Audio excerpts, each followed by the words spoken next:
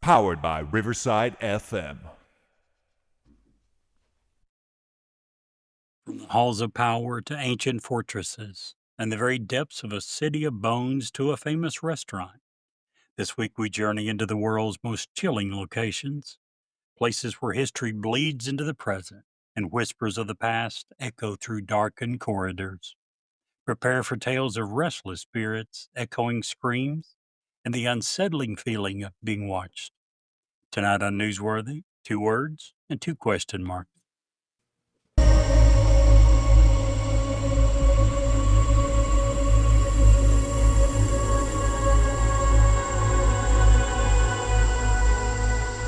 He's alive! Have you checked the children? Get out!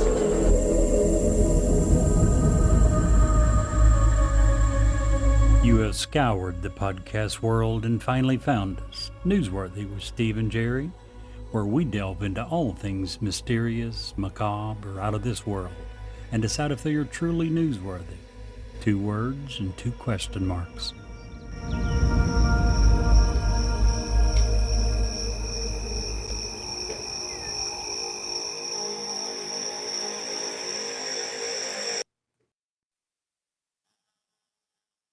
Hello, I'm Ed Locke with USA Mortgage. Tax season is upon us. Did you know that 47% of Americans are planning to use their tax refunds for everyday expenses, home improvements, and vacations? What if you used your tax refund for a new home instead? Again, this is Ed Locke with USA Mortgage. Your tax refund can be used towards down payment, closing costs, or paying down existing debt to help get approved. So before you spend that tax refund, let's get together and see how to best utilize those funds to invest in your future and your new home. Call or text me at 502-680-0953. Again, that's 502-680-0953. NMLS ID 448908, Das Acquisitions LLC, doing business as USA Mortgage, NMLS ID 227262. This is not a commitment to lend. Additional terms and conditions apply. USA Mortgage is an equal housing lender.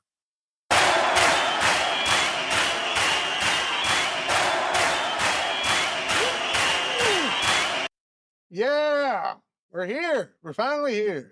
Welcome to Newsworthy. 2 words, 2 question marks. I'm Steve, And I'm Jerry. and Brett is not here with us tonight. Brett is doing some pre-work on an upcoming episode.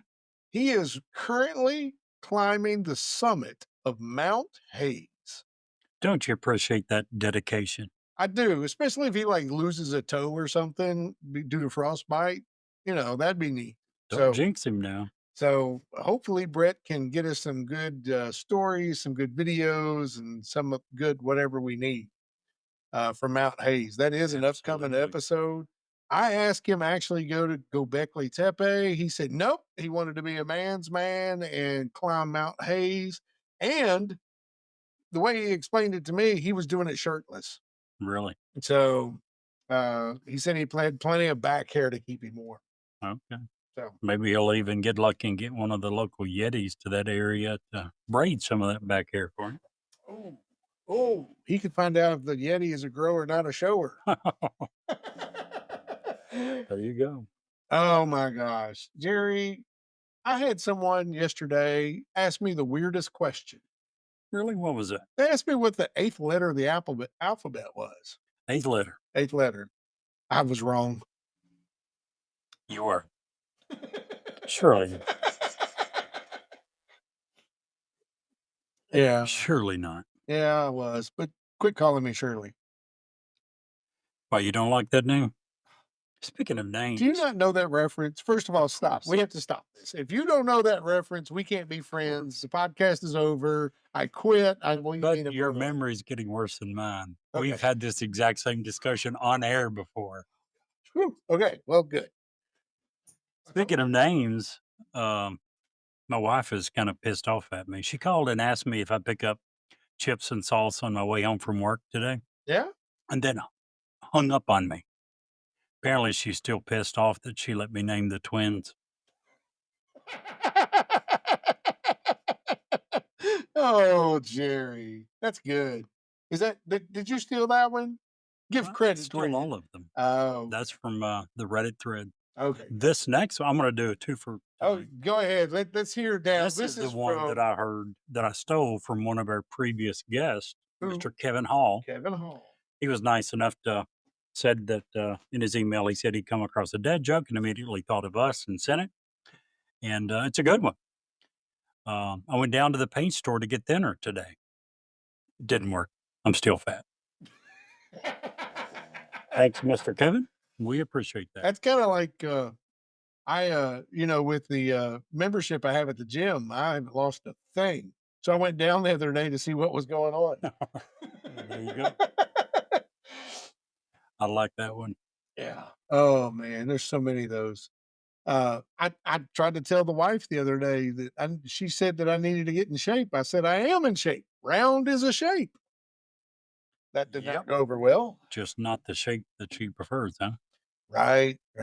You know, that middle-aged spread. What's that called? When dudes start getting Middle-aged spread. okay, good. Yeah. Well, Yeah. You had it. woo! You had it. So anyway, we do miss Brett's being here tonight, but that doesn't stop us. We go forward. We go forth. Yay. Yes, we do. Got a good episode tonight. We were in the mood to get a little scary. We hadn't done a good scary episode in a while, so I'm really excited about tonight's episode. We each took and found what we consider like the two of the most haunted places we could find in the world. And actually, both of mine ended up being the United States. I think both of yours are overseas. In Europe. So it worked out pretty good. And I'll start with one if you don't care. By all means, go ahead. I want to start in the Lemp Mansion in St. Louis, Missouri. It's a historic house with a fascinating yet tragic history.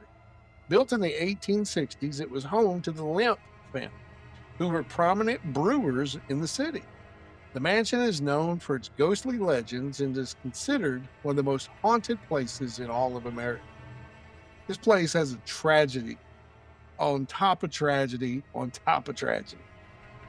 The Lemp family founded the Western Brewery, which became one of the largest and most successful breweries in St. Louis. However, the family was plagued by a series of tragedies. William Lemp Sr., the patriarch of the family, died by suicide in 1904 after the death of his favorite son, Frederick. William Lemp Jr. took over the brewery, but also died by suicide in the mansion in 1922.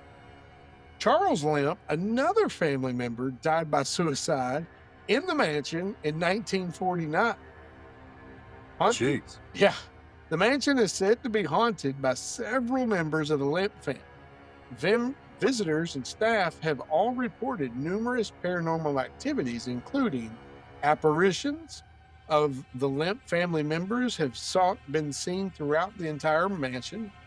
Unexplained sounds such as footsteps and voices are often heard.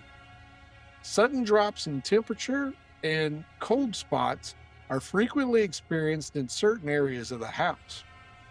Today, however, the Lemp Mansion operates as a restaurant and inn and offers ghost tours, mystery dinners, and even an overnight stay for those brave enough to spend the night. The mansion's rich history and eerie atmosphere make it both a popular destination for history buffs and paranormal enthusiasts. Would you, Jerry, want to go stay the night in the Lemp Mansion? I would. Really? F no. Well, what are you and I going to do in a month? Oh, I am so stoked. Can we give it away? Sure. Well, I think we already have. I think we've. In 1 month's time, we are going to a super secret location to where I had my personal encounter, and Tommy, my good buddy back in the day, now owns the farm, where we had a joint encounter with something. Bigfoot / cryptid / some sort Yeti, of something. whatever. And Jerry wants to go see it, so I want to go see it, so we're going to go check it out. We're also probably stop in a couple of different places that are in that area that are also haunted. I don't want to give all that away, But it was one of the other places that I was referencing. We're not going to this time, but we had plans before, and I've said I would spend the night in the one place. yeah. So really excited. We're going to go do that on May 3rd. We're going to record things. We're going to take video. It'll all be posted. It'll be great. But you had agreed to go spend the night there, so you wouldn't have a problem spending the one place in Cynthiana. Oh, yeah. So you wouldn't have a problem with that, but you would. I don't think I would have a problem with any of them. But this is really, I mean, there are so many people who died the same way. Now, you could say that that's a family history of mental illness, maybe, or that something is pulling the strings, if you will, giving people that nudge. That I think you have to have a certain, and I am not a psychiatrist by any stretch of the imagination, but I think for people to truly do the suicide thing, you have had to lose all hope. I mean, you have to be at a point of, it's not something you do, I don't think, lightly. I think humans, for the most part, are Want to live. we want to survive. Yes. That's Human why, nature. yeah, it is.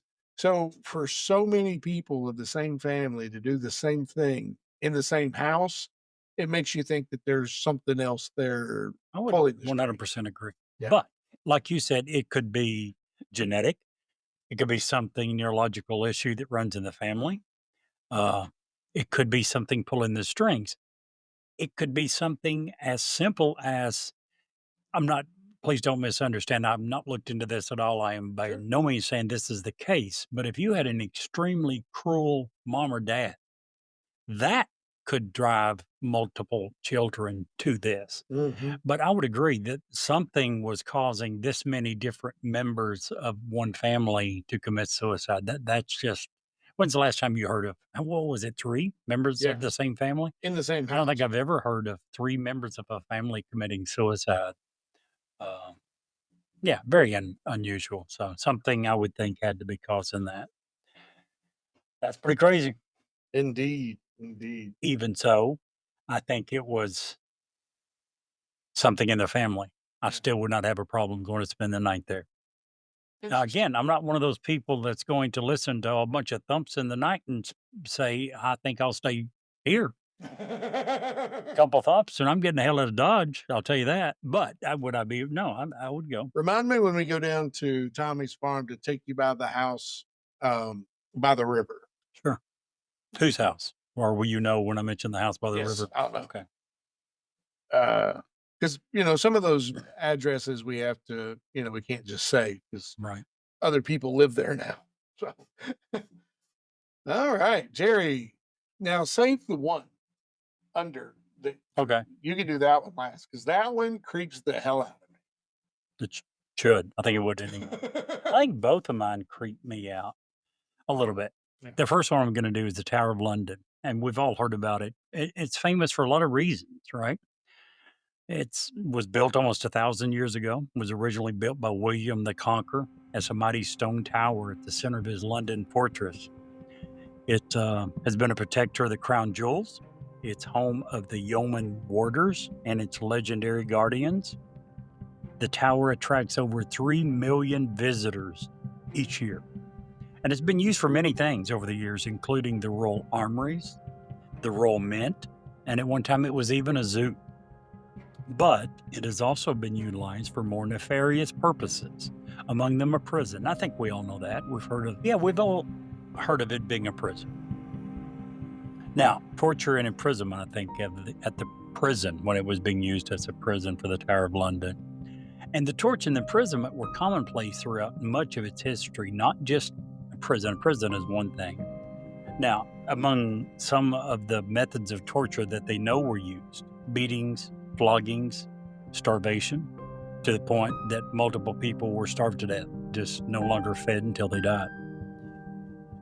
Have you ever heard of the old racks they would put people on and then begin to stretch their limbs? They use those. They still have some of the original equipment. Some of the famous people that you probably heard of that were imprisoned at the tower include Anne Boleyn, the second wife of King Henry VIII. She was held at the tower before her execution in 1536. She could give her husband a son. And you'll hear Henry VIII more than once. Apparently, he really liked putting people in prison at the tower and then killing them. Sir Walter Raleigh was imprisoned for 13 years in the Bloody Tower. He wrote his history of the world during his confinement there. The princes in the tower, Princes Edward V and Richard of Shrewsbury, who mysteriously disappeared in 1483, are among the tower's most tragic figures. Lady Jane Grey, known as the 9 Days Queen. She got the name because she was queen for 9 days. She was imprisoned and later executed in 1554. Elizabeth I, before becoming queen, she was imprisoned by her half-sister Mary I in 1554. Joseph Jacobs, a German spy. He was the last person executed at the tower during World War II in 1941. Now, we mentioned Anne Boleyn and Lady Jane Grey and Joseph Jacobs being executed there. It was also used extensively as an execution site. Some other people that were executed there: Catherine Howard, another wife of, guess who? Henry VIII, was executed for adultery and treason. Now, she, along with Lady Jane Grey and Anne Boleyn, are the 3 queens that were executed at the tower. 3 queens of England were executed, beheaded, by the way, for all of them, at the Tower of London. Do you say guillotine or guillotine? Guillotine. Thank you. That's what I say. Is that not what you say? No, it's what it's supposed to be. Yeah. Lady Jane Grey was Queen of England for 9 days. We mentioned her earlier. She was queen from July 10th to July 19th of 1553. Now, she was proclaimed queen as part of an unsuccessful bid to prevent the ascension of her cousin, Mary Tudor. And Lady Jane Grey was an unfortunate pawn in a plot to replace Mary I. She was queen for 9 days. She was imprisoned. Mary I succeeded her to the throne. Lady Jane Grey was eventually executed for high treason in 1554 at the age of 17. So why would somebody not? I mean, if you're King Henry VIII, you got lots of people around you. Why would you not have somebody pull you off the side and say, "Yo, King, you don't have to marry all these people. You're the king." Well, he was king. He apparently, if you disagreed with him very much, had you thrown in the prison and executed. You do that a time or two, how many people are going to pull you aside and tell you jack? Well, that's true. Good point. I stand corrected. That's, that also, haven't you noticed that in the business world with micromanagers? People who think they have to control everything, and if anyone says something they don't like, they're getting them in trouble real quickly. They will force themselves into a corner by themselves, and no one is telling them anything because everyone's afraid to give them feedback. I know that personally, firsthand. Yeah. Yeah. It happens, sadly. And you stifle any growth. Absolutely. You completely micromanaging is something that was very popular in the 80s, 70s, 80s, early 90s, but very rapidly fell out of favor when we both had a manager that was that way. Yep. And at the same company, and every little tedious thing was and you can't grow under that umbrella. Very true. Anyway, sorry. A horribly bad method of management. Ineffective, so time consuming. Yeah. Anyway, a couple of other people that were executed. Thomas More in 1535. A statesman and philosopher was executed for refusing to acknowledge Henry VIII as supreme head of the Church of England. Here's why that came about. Henry VIII, with I think his first wife, decided he wanted to divorce her. At the time that England was part of the Roman Catholic Church, went to the Pope, asked for permission to divorce her and remarry, was denied, but was not given approval. Said, screw you, I'll start my own church. Left the Roman Catholic Church, Thomas More refused to acknowledge Henry VIII as supreme head of the church, had him killed. Remember earlier when you said, why didn't someone take him to the side? This is why. Margaret Pole, the Countess of Salisbury in 1541, a member of the Plantagenet family, was also executed for treason. Go ahead. I just want to, before we go away from that, I just want to point out maybe the obvious. So Henry VIII was concerned enough about the afterlife to want to dictate it to his terms, but cared so little about it that if they didn't like his terms, he just had them put to death. Oh, it wasn't even, well, in this one case, but for his ex-wives, for several of them, they did nothing wrong. He found a newer, younger, prettier, decided he wanted to divorce them. That wasn't acceptable in those days and times. So he would accuse him of treason. He would accuse him of adultery, throw him in the prison for a few months, have him executed, and then was free to remarry because he was no longer currently married. Right. No, I did get that multiple times. Hey, but what I'm saying is how messed up the moral compass is there. Zero morals. Absolutely. Absolutely. No, in total, over 125 people are believed to have been executed in the tower or on the nearby Tower Hill. Now, with that history, it's no surprise that the Tower of London is also known as one of the most haunted places in the world. You can certainly see where the rumors might start, even if it wasn't true.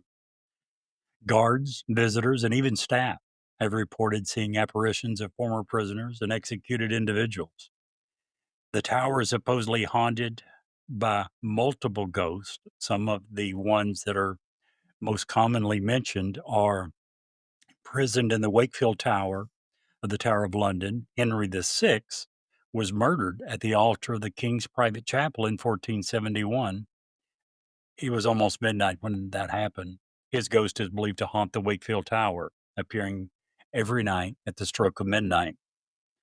Now, as ghost stories go, there are few as spooky and as tragic as this one. But when King Henry VIII broke with the Roman Catholic Church to set aside his first wife, Catherine of Aragon, and became the supreme head of his new church, the Church of England, Anne Boleyn became his second wife. 3 years later, he accused her of adultery, and she was taken as prisoner by barge along the River Thames to the Tower of London through the infamous Traitor's Gate. She was beheaded on Tower Green and laid to rest in the Chapel Royal of St. Peter. Her ghost is said to still be seen roaming around the tower. Pretty nice guy, huh? Yeah, he sounds like the kind of guy I want to hang out with. Have a couple beers with? No, not even a little. Worse than Obama. And I've often, or Trump. I mean, you take your pick. Those are two guys that we often talk politics a little bit, but neither one of those guys are a guy I'd want to go have a brew with. I'd have a drink with George W. I think he'd be a fun guy to have a drink with. But I'd love to sit down and have a beer with. Who? Gronk. Who? Gronk. Rob Gronkowski. That guy would be so much fun to party with. What a random name. Well, we just talking about that dude he'd be the life of the party. You can just tell it by watching him, being around him. A few more people. Guy Fawkes. He was taken to the Tower of London after his part in a plot to assassinate James I at Parliament in 1605. He was imprisoned in the Queen's house. Guy Fawkes was eventually subjected to intense torture, likely on the rack. And they say that you can still hear his screams in the tower. Sent to the tower no less than 3 times, explorer Sir Walter Raleigh was imprisoned by both Elizabeth I and James I. He spent over 13 years in the tower during one confinement. He attempted suicide at one point. He wasn't successful. His last imprisonment at the Tower of London and the Beauchamp Tower took place in 1603, before he was beheaded outside the Palace of Westminster. Many say that his spirit still haunts the tower. An oft-repeated ghost sighting at the Tower of London is also that of Arabella Stuart, cousin to Elizabeth I. She was imprisoned by James I. Her crime was that she had married William Seymour, the nephew of Lady Jane Grey. She did it without royal consent. Seeing this match as a possible threat to his throne, James placed Arabella under arrest, where she either refused to eat or as most accounts say, she was purposely starved. She died. Her ghost is thought to still stalk the Queen's house. I can't think of a more horrible way to go. That would be absolutely horrible. You know, we talked a little bit in a different episode about being buried alive. Yep. That would be pretty bad, but it wouldn't be as long, I don't think, before you ran out of air, before you ran out of something, or your heart shut down. Just to slowly succumb to starvation is horrifying.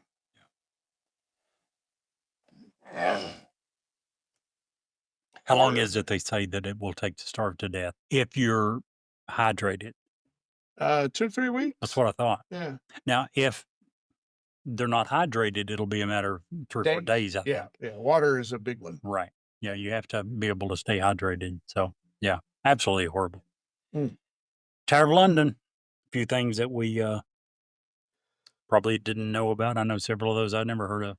So one of the things that we often talk about in newsworthy here is proof, or people of character who all have seen something and corroborate the Right. same stories. Makes Right? it far more believable. Makes it far more believable. Absolutely. Well, let me run a list of names by you, Jerry, and Sure. you tell me if these are people of Credible. high credibility. Sure. Winston Churchill, Absolutely. the Queen Wilhelmina of the Netherlands, I would assume so with their title. Grace Coolidge, the first lady of Yes. Calvin Coolidge. What about Theodore Roosevelt? Oh, absolutely. What about Eleanor Roosevelt? Harry Truman, Mary Todd Lincoln. These are all people sir. that would be very credible. One would think. And you don't get a job as part of the staff that runs the White House without having a thorough background check and you being on the level. I'm sure. Well, multiple of these people all have seen ghosts or apparitions in the very next thing we're going to talk about. One of the most haunted places in the United States, the White House. I'll be done. 1600 Pennsylvania Avenue has been around since almost as long as our country, minus the rebuild after England almost burned it to the ground. Thank you, Brits. Appreciate that. Well, it got a nice coating of white now, and it's beautiful, and we love it. However, the White House has long been rumored to be haunted by the spirits of several past presidents, first ladies, and other historical figures. Here's just a little list, Jerry, of the people that are said to roam the rooms and the hallways of the White House. Abraham Lincoln. Perhaps the most famous White House ghost is Abraham Lincoln. He has been spotted in the Lincoln bedroom and the Yellow Oval Room. Winston Churchill himself said to have seen Lincoln with his top hat and all in the Oval Office. I'll be darned. Willie Lincoln, the young son of Abraham, who also died in the White House, has been seen by staff members running up and down the hallways since the 1870s. Can you imagine being a kid forever, running up and down the hallways, seeing all the people change? Andrew Jackson is probably the most violent ghost in the White House.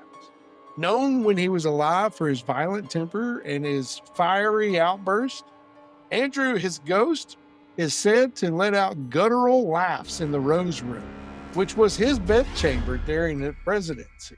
He's also been known to be seen in the Oval Office and other rooms, loudly cursing and saying profanities as he walks down the hallway. Yeah. Thomas Jefferson. Some claim to hear Thomas Jefferson playing his violin in the Yellow Oval Room, which is the Oval Office. He was an avid violin player, and that was, a lot of presidents today golf. He played the violin, and that was his release. Dolly Madison, the former First Lady, was said to have protected the Rose Garden, and she ensures that it remains as it was originally intended. The Rose Garden. Crazy, right? John Tyler has been seen in there, and he once proposed to a second wife in the Blue Room and that's where they say they see his ghost often on one knee. Crazy, right? Very. William Henry Harrison was the first president to actually die in the White House, and his spirit seems to be lingering in the attic. Now, you have to have super special clearances to get in the attic. So the people because that's where all the security apparatus is now and the secret stuff that they install. So if you see this ghost, you report it, you're pretty darn credible. Just want to say that. Abigail Adams used the East Room to hang laundry, and staff members have reported smelling wet laundry and lavender often in that room, especially in the spring. There's an unnamed British soldier that people have seen on the grounds. He holds a torch and walks around the grounds as if patrolling, and has since 1812. David Burns, and that's a name that a lot of people won't recognize, but David Burns is the actual landowner who sold the government the land to build the White House originally. His ghost is often seen and heard saying, "Hello, I'm David Burns," in the Oval Office when new people come in to visit the president. Can you imagine your first time in the White House and you hear, "Hello, I'm David Burns," and there's no one else but you and whoever you're with? Sure can. The final one is Anna Surratt, the daughter of Mary Surratt, who was actually executed for her role in Lincoln's assassination. She is said to be banging on the White House doors, pleading to see President Andrew Johnson. And this happens enough where there's even been rumors that the Secret Service have given that a nickname when the door starts banging. Really? So the White House has certainly seen its fair share of history. And some of those residents probably still sticking around. Again, would you want to go check out the White House and have a night in the Lincoln's bedroom? Sure. Knowing that this is, I mean, how could you turn down a night in the Lincoln's bedroom? But it's an interesting place, and it makes a lot of sense given all the energy that's involved in the White House itself. I'll tell this story because it's the closest I ever been to the White House. I've never been. They offer tours sometimes. You can go through the White House. You lived right outside Washington, and I brought the boys up to visit and see you guys. And we were down on the mall, and the 3 helicopters, Air Force Two, were coming in. This is during President Obama's presidency. And we were up toward the White House. And we saw the helicopters coming, and then we saw them do their switcheroo thing. So that's how we knew it was the actual president. And the boys ran up, and they got to see President Obama walk from that into the White House. And yeah, it's one of those things. It's a matter of respect in the office. Sure. Whether you like the guy or you don't like the guy, doesn't matter. It's the respect for the office. And they were young, and that's something they'll remember for the rest of their life. It was awesome. Yeah, I thought that was neat. So the White House at 1600 Pennsylvania Avenue, one of the most haunted places in the United States. You mentioned, and I'm not going to go against that, but a minute ago you mentioned how to get into the attic, you've got to have, special access, really limited. That reminded me of a story, and I Googled it. Do you remember who is known for having smoke pot on the roof, not the attic, but on the roof of the White House? No. Jimmy Carter wrote a documentary after he left office, and he told this story, and I can't imagine Jimmy Carter, who wasn't known to lie, stretch the truth, to be very religious. He told this story that one time Willie Nelson was visiting, and Willie Nelson and his Jimmy Carter's son, Chip, went on the White House roof and smoked a joint. Wow. Yeah. I could believe that. This is not Obama or Bush. We've had a bunch that, might, for a laugh, tell us. Jimmy Carter, if he said it, you can believe it. He was probably mortified. Oh, yes. Yeah. Yes. This guy was a Sunday school teacher in a Southern Baptist church in Plains, Georgia for like 60 years. Yeah. For him to say his son did this, he wasn't happy about it, and he certainly wouldn't have made it up. Just thought that was interesting. And, Chip, Carter, I'm surprised. Willie Nelson, there is no one in the United States of America that's one bit surprised. It was like, I'm surprised that he had the opportunity, but if he had an opportunity, Willie's going to take it. He would do it in the White House, in the Oval Office, if given the opportunity, I'm sure. Wasn't it Toby Keith that won, I think, an CMA award, or like 2 or 3 awards one show? And he had been there earlier in the night. They knew it. They'd saw him. And when he won the awards, they're calling his name and he doesn't come up. And the next day they're asking him, where were you? He was about 2 weeks later, he sang that song on Bob and Tom. I'm never smoking weed with Willie again. That's exactly what he was doing. Willie Nelson come up to him and said, I got some pretty good stuff outside my RV. Yeah, that Mr. Willie Nelson. So tell us this one that you've got saved, because this one is just downright creepy. The Catacombs of Paris, France. I'd heard of them, but I never really looked into it at all. Oh, I knew about what you did. When I mentioned it to you, you're like, isn't there a bunch of bones down there? right. And that is very true. Great way to oversimplify what it actually is. The Catacombs of Paris is an underground labyrinth of ossuaries, which are rooms to hold the bones of dead people. They contain the remains of more than 6 million people. You heard correctly. The bones of more than 6 million people, they believe. There's Where no. did they come from? Well, first of all, the catacombs was created as part of an effort to eliminate the effects of the city's overflowing cemeteries. So apparently the cemeteries all the cemeteries in Paris were just overwhelmed and had tons and tons of bodies that they couldn't bury. They had no room for. So when this was built, they began for several years to take all their excess bodies and bones. But they weren't taking bodies. I don't know if they were, they took bones, only bones of approximately 6 million people. Now, preparation work began shortly after a 1774 series of basement wall collapses around the Holy Innocents Cemetery that added a sense of urgency to the seminary eliminating measure.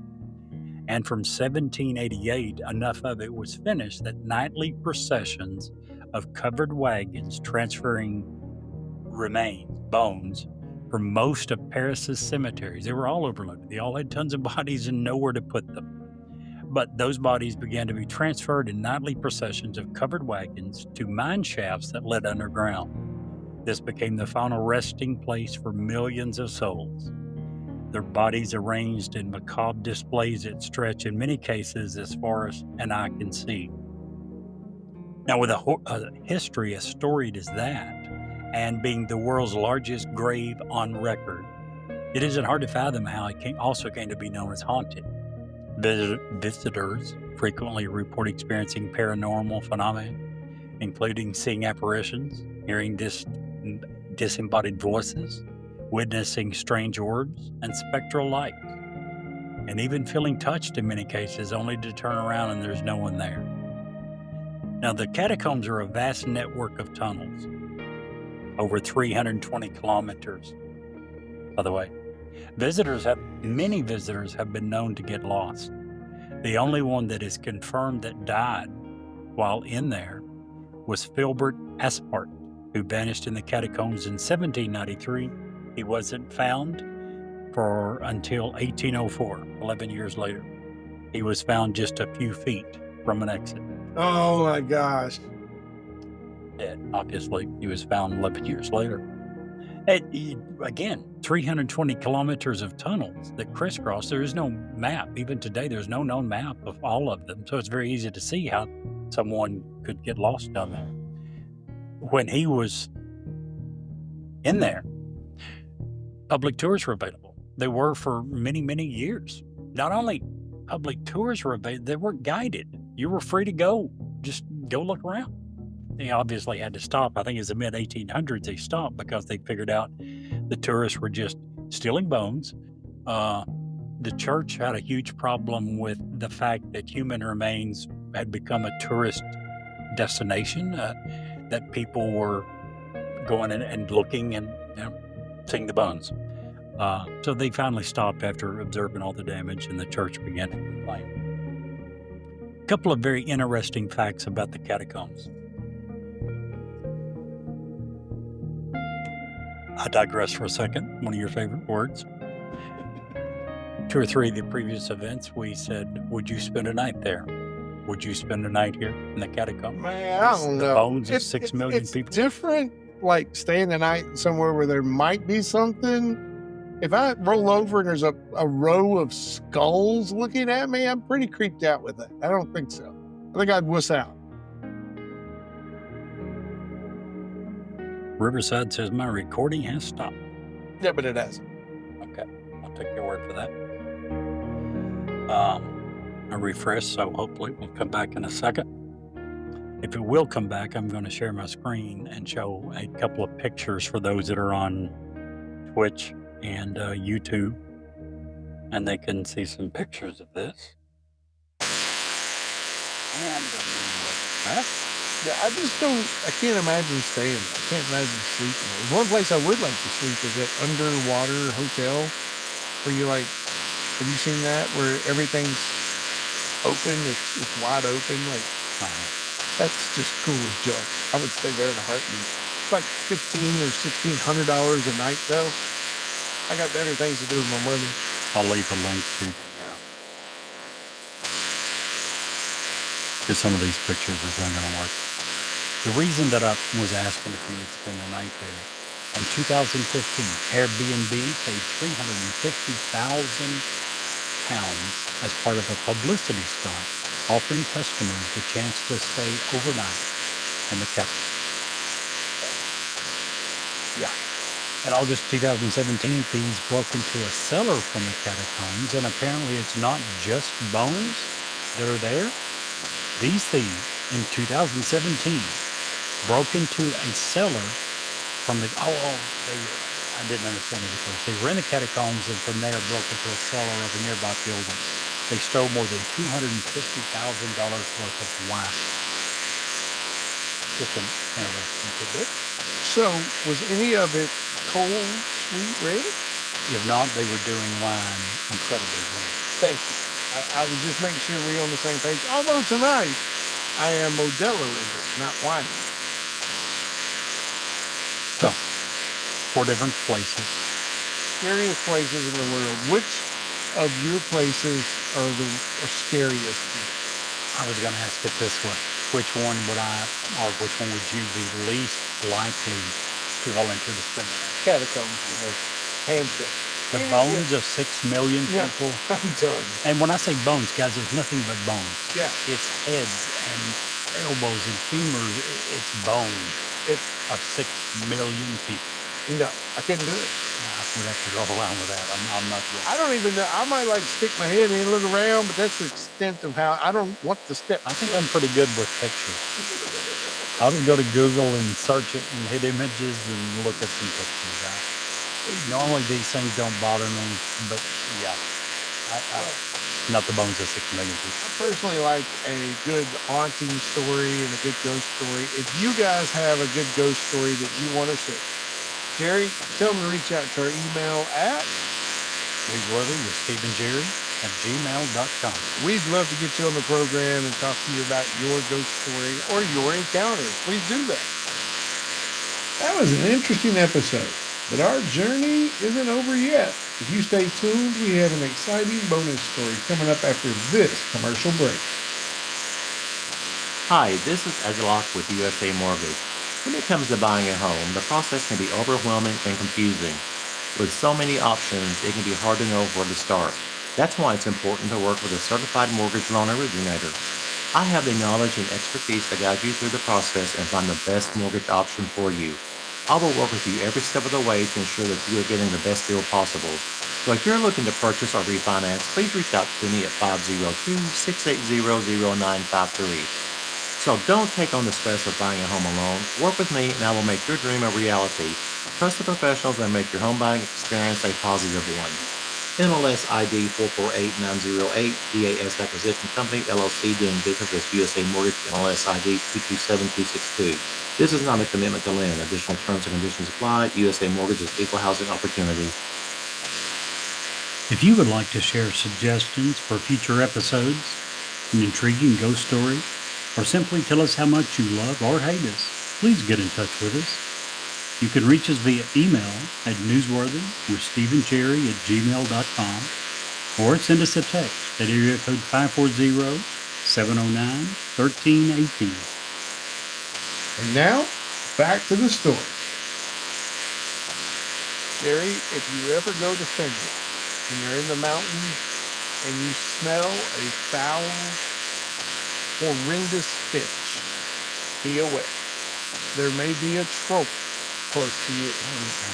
Trolls have appeared in cultures worldwide, yet the myth of these strange mountain-dwelling beasts originated in Northern Europe, namely Finland, Norway, and Sweden.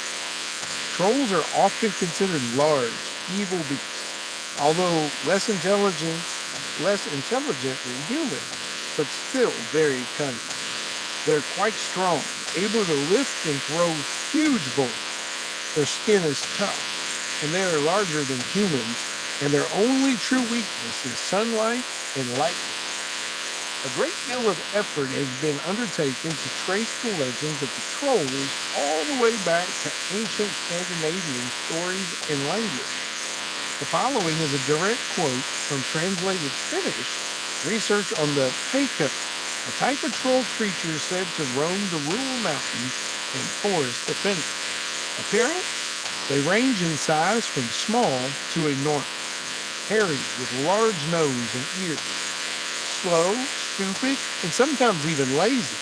They may turn actually into rocky landscape features for long periods, even centuries. Some individuals are aggressive and may kidnap children who stray too far from home. Children today even fear the invisible Hamaskapeka, who secretly makes holes in their teeth. Another invisible subspecies, the Kranakaka, and that is how you say this. Some still times make children fight, sulk, or do other things that displease their parents. Stories of trolls often connect them to misfortune in rural villages, particularly in the theft of valuable items and the kidnapping of children and young maidens. Trolls are thought to live a very, very long time, and despite their evil demeanor, they have been said to maintain complex social organizations and live in clans or large family groups. What do you think? Trolls? I don't know about trolls. And Jerry, if you can't see the light, Be the light.